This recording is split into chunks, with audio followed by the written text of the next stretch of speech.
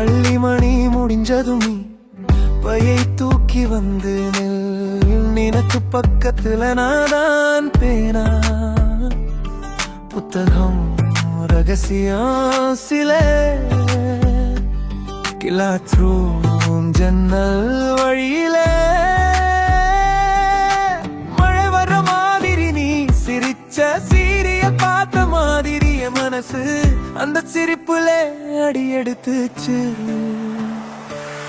என் ஆட்டத்துல ஸ்கூல்ல ஏதோ பெயர் எழுதப்பட்டு போச்சு. நீதான் அந்த one and only quote.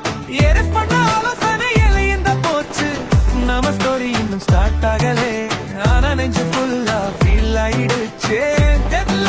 ஸ்கூல்ல நீ படிச்சா போதும், மற்றது வேண்டாமே.